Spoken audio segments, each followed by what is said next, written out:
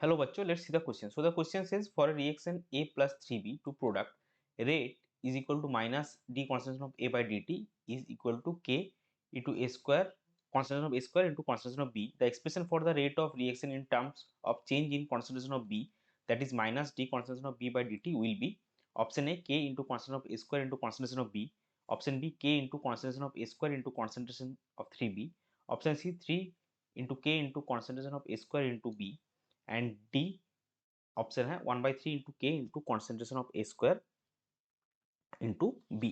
सो सबसे पहले हम देखेंगे इस क्वेश्चन का की कॉन्सेप्ट क्या है। तो इसका देखिए रेट इक्वेशन हमको गिवन है और उसको हमको एक्सप्रेस किस करना है, change in the concentration of B में। सो इस क्वेश्चन का की कॉन्सेप्ट होगा रेट ऑफ रिएक्शन। तो देखिए रिएक्शन हमारे पास क्या है, ए प्लस 3b से product. So rate of reaction क्या आएगा,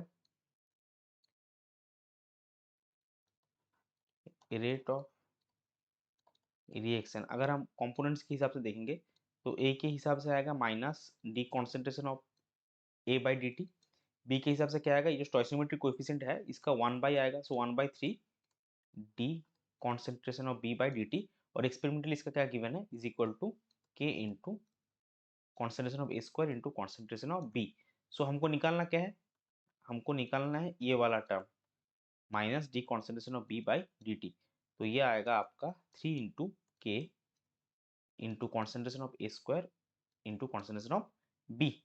ये हो जाएगा आपका करेक्ट फाइनल आंसर, यानी कि ऑप्शन सी। सो इस पर्टिकुलर क्वेश्चन के लिए आपका करेक्ट फाइनल आंसर होगा option C, that is 3 into K into concentration of A square into concentration of B. I hope you understood it well. Best of luck, thank you.